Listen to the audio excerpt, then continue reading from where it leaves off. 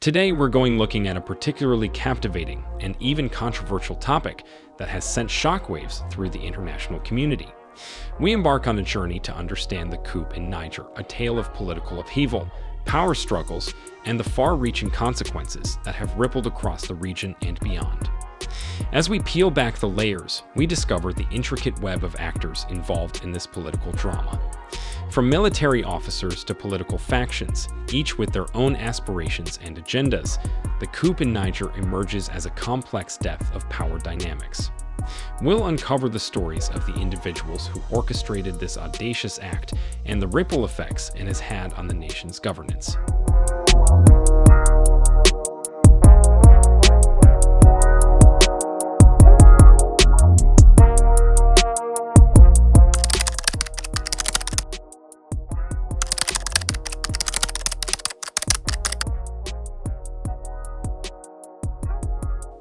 Niger, or the Niger, officially the Republic of the Niger, is a landlocked country in West Africa. It is a unitary state bordered by Libya to the northeast, Chad to the east, Nigeria to the south, Benin and Burkina Faso to the southwest, Mali to the west, and Algeria to the northwest. It covers a land area of almost 1,270,000 kilometers square, making it the largest landlocked country in West Africa. Over 80% of its land area lies in the Sahara. Its predominantly Muslim population of about 25 million live mostly in clusters in the south and west of the country. The capital, Niamey, is located in Niger's southwest corner. According to the Multidimensional Poverty Index report of 2023, Niger is one of the poorest countries in the world. Some non-desert portions of the country undergo periodic drought and desertification. The economy is concentrated around subsistence agriculture, with some export agriculture in the less arid south and export of raw materials, including uranium ore. It faces challenges to development due to its landlocked position, desert terrain, low literacy rate, jihadist insurgencies, and the world's highest fertility rates due to birth control not being used and the resulting rapid population growth. Its society reflects a diversity drawn from the independent histories of some ethnic groups and regions and their period living in a single state. Historically, Niger has been on the fringes of some states. Since independence, Nigerians have lived under 5 constitutions and 3 periods of military rule. After the military coup in 2010, Niger became a multi-party state. A majority of the population lives in rural areas.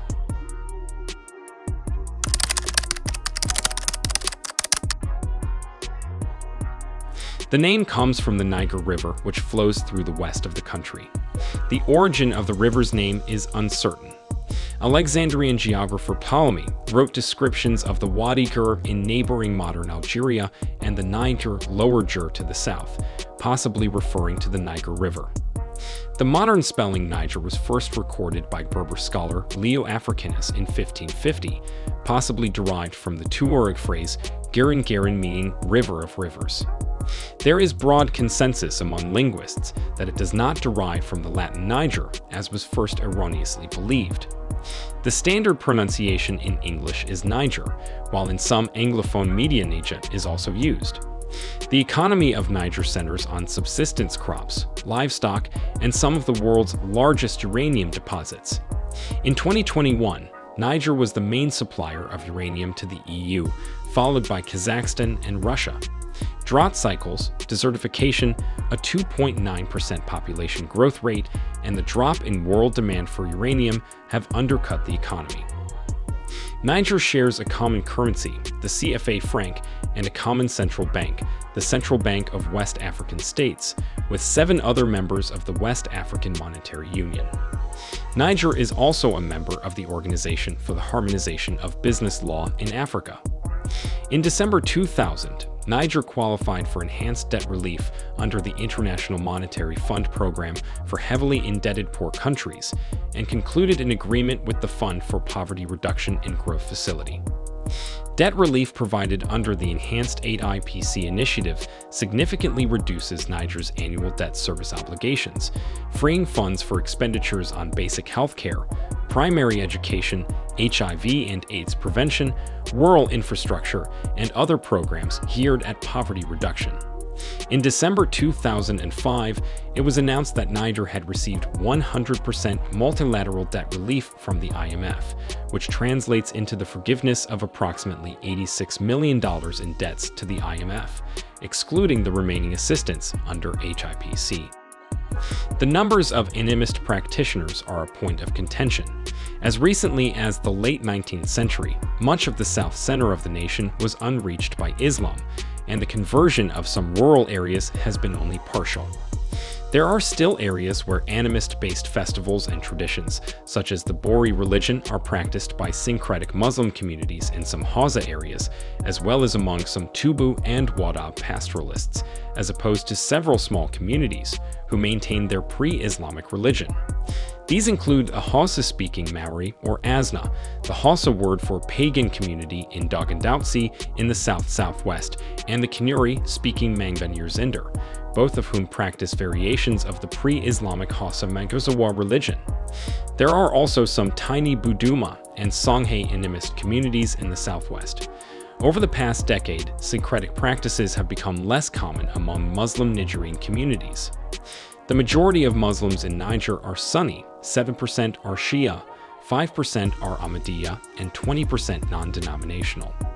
Islam was spread into what is now Niger beginning in the 15th century by both the expansion of the Songhai Empire in the west and the influence of the trans-Saharan trade traveling from the Maghreb and Egypt. Tuareg expansion from the north, culminating in their seizure of the far eastern Oses from the Kanem-Bornu Empire in the 17th centuries, spread distinctively Berber practices. Both Zarma and Hausa areas were greatly influenced by the 18th and 19th century Fula-led Sufi brotherhoods, most notably the Sokoto Caliphate in today's Nigeria. Modern Muslim practice in Niger is often tied to the Tijaniya Sufi brotherhoods, although there are small minority groups tied to Hamilism and Niasist Sufi orders in the west, and the Sanusaya in the far northeast. A small center of followers of Salafi movement within Sunni Islam have appeared in the last 30 years, in the capital and in Maradi. These small groups, linked to similar groups in Jos, Nigeria, came to public prominence in the 1990s during a series of religious riots.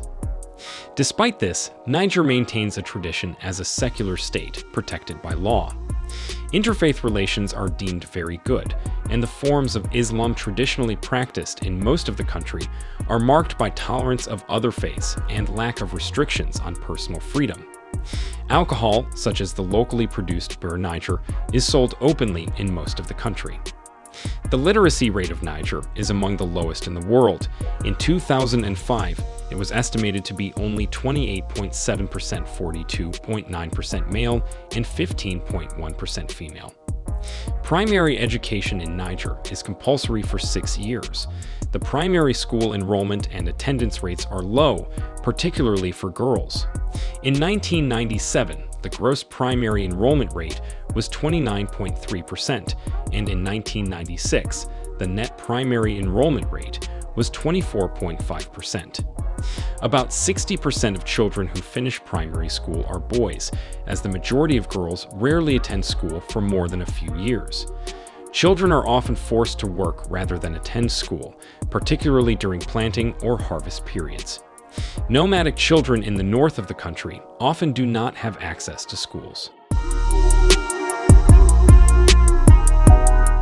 The child mortality rate in Niger deaths among children between the ages of 1 and 4 is high at 248 per 1,000 due to generally poor health conditions and inadequate nutrition for most of the country's children.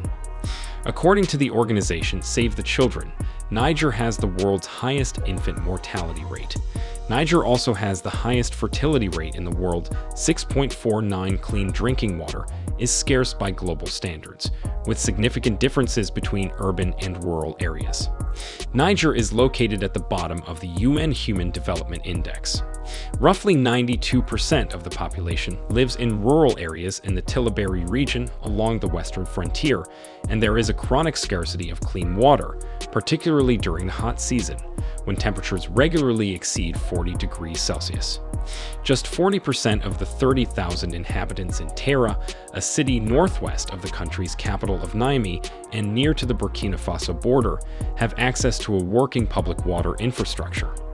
Société de Patrimoine des Eaux du Niger, Niger's water authority, opened 10 boreholes and built a water treatment plant in 2018 to provide potable water to Tera and the surrounding areas.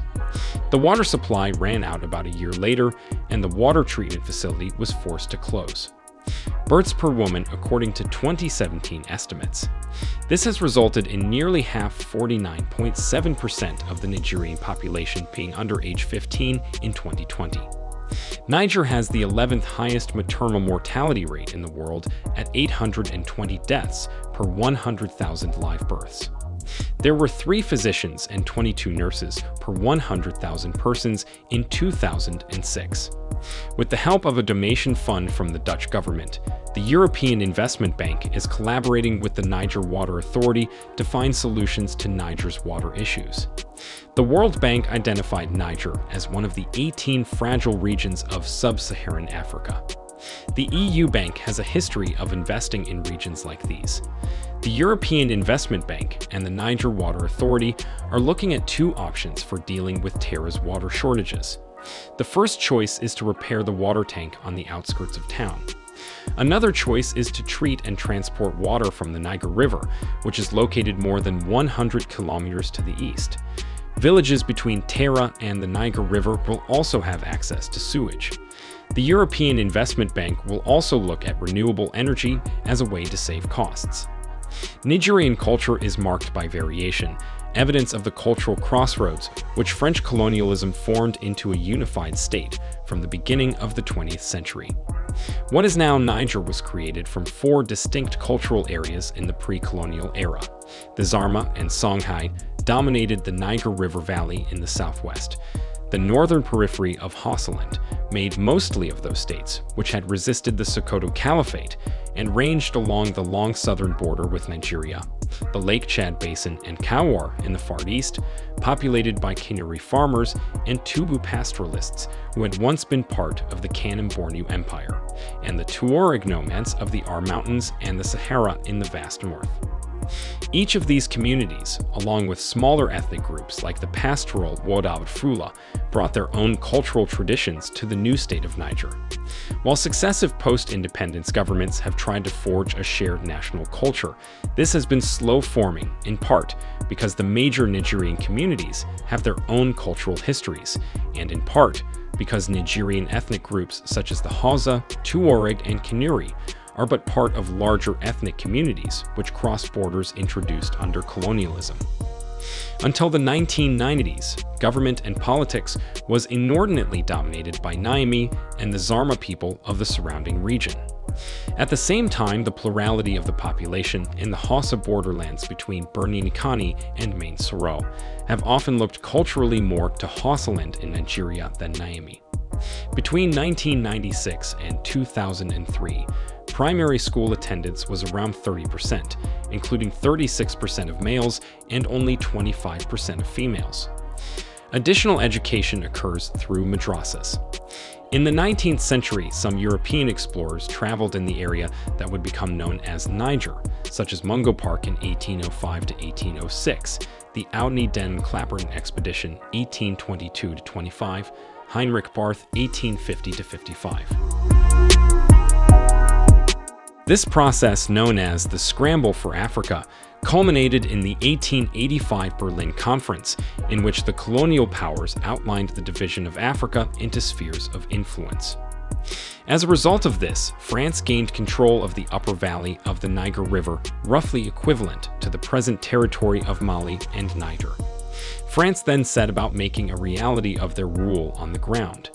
In 1897, the French officer Marius Gabriel Kazemaju was sent to Niger. He reached the Sultanate of Damagaram in 1898 and stayed in Zinder at the court of Sultan Amadou Koran Daga.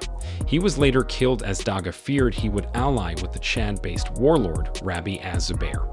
In 1899 to 1900, France coordinated 3 expeditions. the Gentile mission from French Congo, the Faure-Lamy mission from Algeria, and the Volet-Chanoine mission from Timbuktu, with the aim of linking France's African possessions. The three eventually met at Kuseri in the far north of Cameroon and defeated Rabbi Az-Zubair's forces at the Battle of Kuseri. The Volet-Chanoine mission was marred by atrocities and became notorious for pillaging, looting, raping, and killing local civilians on its passage throughout southern Niger. On 8 May 1899, in retaliation for the resistance of Queen Sarauniya, Captain Volet and his men murdered all the inhabitants of the village of Berny-and-Kani in what is regarded as one of the worst massacres in French colonial history. The brutal methods of Volet and Chanoine caused a scandal, and Paris was forced to intervene. When Lieutenant Colonel Jean-François Claude caught up with the mission near Tessawa to relieve them of command, he was killed. Lieutenant Paul Joland, Claude's former officer and lieutenant, Octave Manier eventually took over the mission following a mutiny in which Volet and Chanoine were killed. The military territory of Niger was subsequently created within the Upper Senegal and Niger colony, which later became Burkina Faso, Mali, and Niger in December 1904 with its capital at Niamey. The border with Britain's colony of Nigeria to the south was finalized in 1910, a rough delimitation having already been agreed by the two powers via treaties during the period 1898 to 1906. The capital of the territory was moved to Zinder in 1912, when the Niger Military Territory was split off from Upper Senegal and Niger, before being moved back to Niamey in 1922, when Niger became a fully fledged colony within French West Africa. The borders of Niger were drawn up in stages and had been fixed at their later position by the 1930s. Territorial adjustments took place in this period. The areas west of the Niger River were attached to Niger in 1926 to 1927, and during the dissolution of Upper Volta, now modern-day Benin, 1932 to 1947, most of the east of that territory was Burkina Faso added to Niger. And in the east, the Tapestry Mountains were transferred to Chad in 1931. While largely successful in subduing the sedentary populations of the south, the French faced considerably more difficulty, with the Tuareg in the north centered on the Sultanate of Air in Agadez, and France was unable to occupy Agadez until 1906. Tuareg resistance continued, culminating in the Qasen Revolt of 1916 to 1917, led by Ag Muhammad Wa Tedgida Qasen, with backing from the Senussi in Fezzan. The revolt was violently suppressed, and Qasen fled to Fezzan, where he was later killed. A puppet sultan was set up by the French, and the decline and marginalization of the north of the colony continued, exacerbated by a series of droughts. While it remained something of a backwater, some limited economic development took place in Niger during the colonial years, such as the introduction of groundnut cultivation. Measures to improve food security following a series of devastating famines in 1913, 1920, and 1931 were introduced.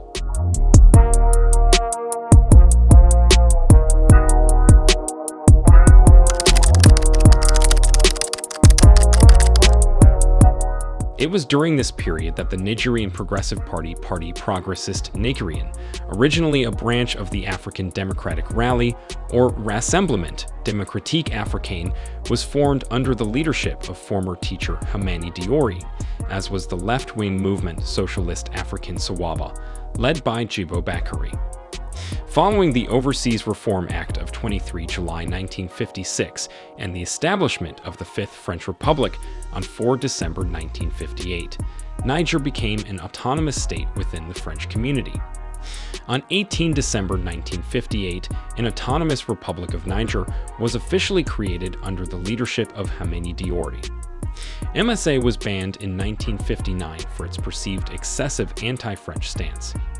On 11 July 1960, Niger decided to leave the French community and acquired full independence at midnight, local time, on 3 August 1960. Hamani Diori thus became the first president of the country.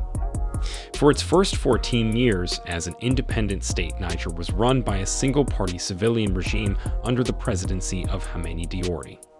The 1960s saw an expansion of the education system and some limited economic development and industrialization. Links with France remained, with Diori allowing the development of French-led uranium mining in Arlit and supporting France in the Algerian War. Relations with other African states were mostly positive, with the exception of Dahomey, owing to a border dispute. Niger remained a one-party state throughout this period, with Diori surviving a planned coup in 1963 and an assassination attempt in 1965. Most of this activity was masterminded by Djibo Bakari's MSA Sawaba group, which had launched an abortive rebellion in 1964. In the 1970s, a combination of economic difficulties, droughts, and accusations of rampant corruption and mismanagement of food supplies resulted in a coup d'etat that overthrew the Diori regime. The coup had been masterminded by Colonel Sini Kauncha and a military group under the name of the Conseil Militaire Supreme, with Kauncha going on to rule the country until his death in 1987.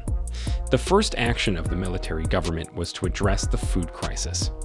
Whilst political prisoners of the Diori regime were released after the coup, political and individual freedoms in general deteriorated during this period. There were attempted coups in 1975, 1976, and 1984 which were thwarted, their instigators being punished. Kauncha sought to create a development society, funded mostly by the uranium mines in Agadez region. Parastatal companies were created, infrastructure building and new roads, schools, health centers, and there was corruption in government agencies, which Kauncha did not hesitate to punish. In the 1980s, Kauncha began cautiously loosening the grip of the military, with some relaxation of state censorship and attempts made to civilianize the regime. The economic boom ended following the collapse in uranium prices, and IMF-led austerity and privatization measures provoked opposition by some Nigerians. In 1985, a Tuareg revolt in Chintabaradan was suppressed. Kauncha died in November 1987 from a brain tumor and was succeeded by his chief of staff, Colonel Ali Seibu, who was confirmed as chief of the Supreme Military Council 4 days later. Seibu curtailed the most repressive aspects of the Kauncha era, such as the secret police and media censorship, and set about introducing a process of political reform under the overall direction of a single party, the Mouvement National pour la Société du Développement. A second republic was declared and a new constitution was drawn up, which was adopted following a referendum in 1989. General Seibu became the first president of the Second Republic after winning the presidential election on 10 December 1989. President Seibu's efforts to control political reforms failed in the face of trade union and student demands to institute a multi-party democratic system. On 9 February 1990, a violently repressed student march in Niamey led to the death of 3 students, which led to increased national and international pressure for further democratic reform. The Seibu regime acquiesced to these demands by the end of 1990. Meanwhile, trouble re-emerged in Agadez region when a group of armed Tuaregs attacked the town of Chintabaradan, seen by some as the start of the first Tuareg rebellion, prompting a military crackdown, which led to deaths. The precise numbers are disputed, with estimates ranging from 70 to up to 1,000.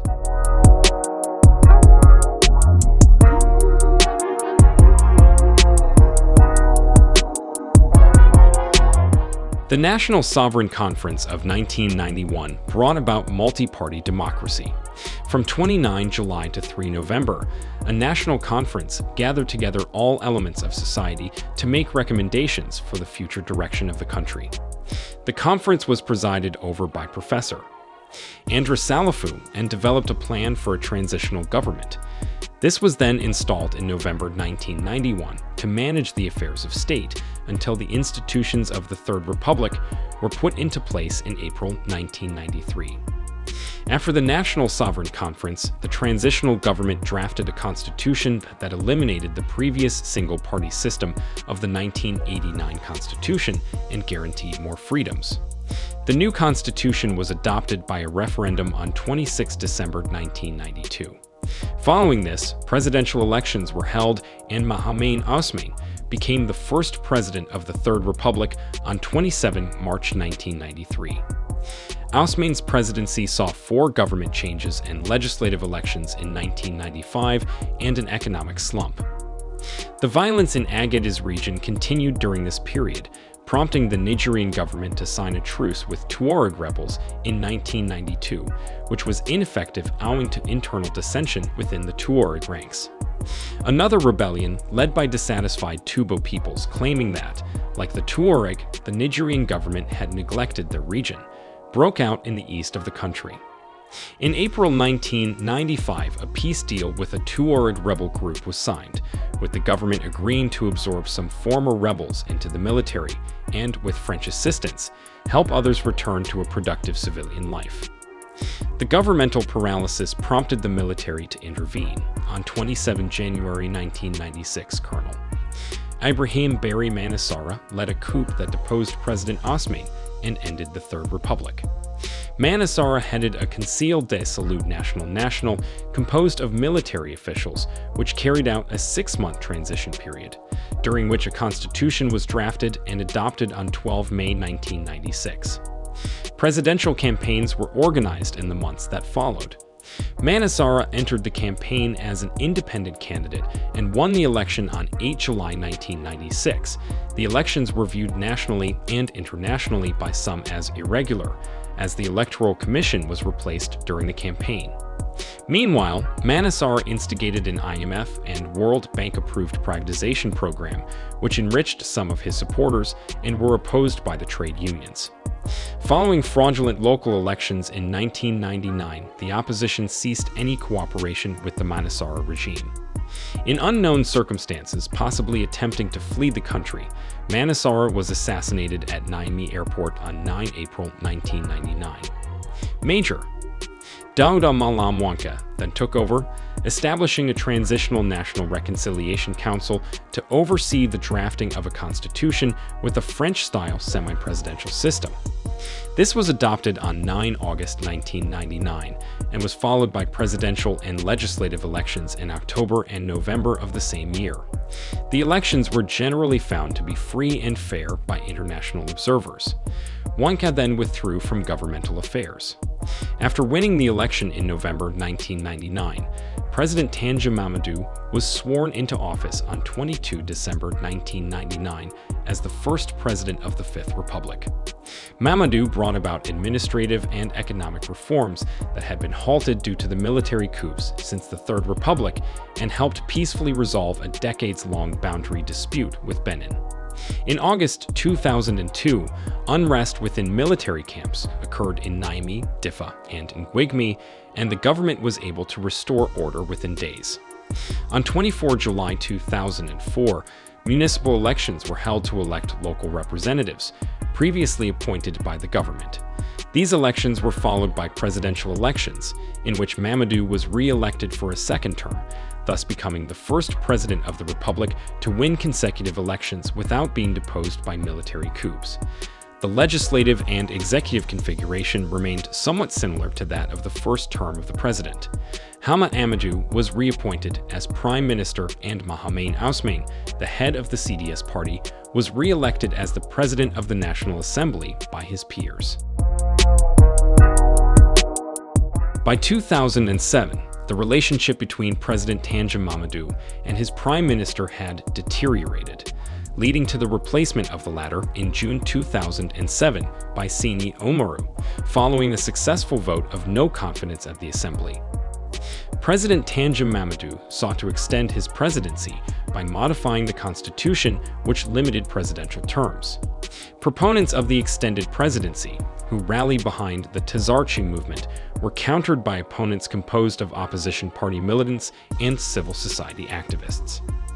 The North saw the outbreak of a second Tuareg rebellion in 2007, led by the movement des Nigériens pour la Justice. With a number of kidnappings, the rebellion had largely fizzled out inconclusively by 2009. The poor security situation in the region is thought to have allowed elements of al-Qaeda in the Islamic Maghreb to gain a foothold in the country. In 2009, President Tanja Mamadou decided to organize a constitutional referendum seeking to extend his presidency, which was opposed by other political parties and went against the decision of the Constitutional Court, which had ruled that the referendum would be unconstitutional. Mamadou then modified and adopted a new constitution by referendum, which was declared illegal by the Constitutional Court, prompting Mamadou to dissolve the court and assume emergency powers. The opposition boycotted the referendum, and the constitution was adopted with 92.5% of voters and a 68% turnout, according to official results. The adoption of the constitution created a sixth republic, with a presidential system, the suspension of the 1999 constitution, and a 3-year interim government with Tanja Mamadou as president. The events generated political and social unrest. In a coup d'etat in February 2010, a military junta led by Salou Djibo was established in response to Tanja's attempted extension of his political term. The Supreme Council for the Restoration of Democracy, headed by Djibo, carried out a 1-year transition plan, drafted a constitution, and held elections in 2011. Following the adoption of a constitution in 2010 and presidential elections a year later, Mahamadou Issoufou was elected as the first president of the Seventh Republic. He was then re-elected in 2016. The constitution restored the semi-presidential system, which had been abolished a year earlier. An attempted coup against him in 2011 was thwarted and its ringleaders arrested. Issoufou's time in office was marked by threats to the country's security, stemming from the fallout from the Libyan civil war and northern Mali conflict, an insurgency in western Niger by Al-Qaeda and Islamic State, the spillover of Nigeria's Boko Haram insurgency into southeastern Niger, and the use of Niger as a transit country for migrants often organized by people smuggling gangs. French and American forces are assisting Niger in countering these threats. On 27 December 2020, Nigerians went to the polls after Issoufou announced he would step down, paving the way to a peaceful transition of power. No candidate won an absolute majority in the vote. Mohamed Bazoum came closest with 39.33%. As per the Constitution, a runoff election was held on 20 February 2021, with Bazoum taking 55.75% of the vote and opposition candidate Mohamed Ousmane taking 44.25%, according to the Electoral Commission. On 31 March 2021, Niger's security forces thwarted an attempted coup by a military unit in the capital, Niamey. Gunfire was heard in the presidential palace. The attack took place 2 days before newly elected President Mohamed Bazoum was due to be sworn into office. The Presidential Guard arrested some people during the incident. On 2 April 2021, Bazoum was sworn in as the president of Niger. Late on 26 July 2023, a coup by the military overthrew Bazoum, putting an end to the Seventh Republic. On 28 July, General Abdourahmane Tiani proclaimed himself as the de facto head of state of the country. Niger's politics have been unsettled since its independence from France in 1960, with 5 successful coups against the government in the capital, Niamey. When President Bazoum took office in 2021, it marked the country's first peaceful, democratic transfer of power since independence. Bazoum had been replacing senior officers in the security services in recent months and reportedly had been considering replacing General Tiani as head of the Presidential Guard in the days before the coup took place. Contributing to the instability are numerous ongoing crises. Rates for extreme poverty are over 40%, while a changing climate is exacerbating drought and imperiling the country's agriculture. At the same time, Niger has been embroiled in a battle against insurgent groups since 2011, when chaos in Libya scattered fighters throughout the Sahel region, including in neighboring Burkina Faso and Mali. The conflict has killed more than 1,000 people across the region since 2019 and displaced more than 2.8 million others, leading experts to call the Sahel the global epicenter of jihadist violence. The escalating fight against extremist groups has deepened tensions between Niger and Western powers, which have intervened with money and personnel. Niger has been called the cornerstone of regional anti-terrorism efforts by the United States and France. Both countries have deployed more than 1,000 troops across the country and maintained military bases there from which to target insurgents and gather intelligence. But reports indicate that Niger's military leadership has grown increasingly disgruntled with this level of support and the campaign's apparent lack of progress. Bazoum's overthrow is the latest in a pattern. It marks the 7th coup in West and Central Africa since 2020, as militaries in Mali, Burkina Faso, and elsewhere have reacted against what they see as failing civilian leadership. Lastly, failure of regional organizations such as ECOWAS and the African Union to take a firm stance against military power seizures in Guinea, Burkina Faso, and Mali emboldened the Nigerian military. Observers worry that this growing trend of military rule could augur worsening regional instability and backsliding in the fight against extremist groups, potentially spurring more migration and opening the door to greater Russian influence.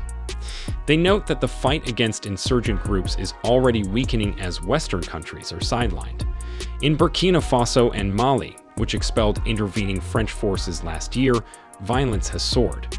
An isolated Niger could make security matters worse for the insurgent situation. The United States, European Union, and United Nations have all condemned the coup, while the World Bank has suspended some development aid and the Economic Community of West African States, a regional bloc, has imposed sanctions and threatened military intervention to restore Bazoum. With a breakdown in democracy putting the US-Niger partnership at risk, Washington has warned that it could cease aid, and Niamey has confined US troops to their bases. Other analysts see an opportunity for Russia to fill the gap. Moscow has positioned itself as an anti-colonial alternative partner for countries across the region, and its Wagner Group mercenaries have deployed in Mali and elsewhere. Niger has so far held out against seeking similar ties with Russia.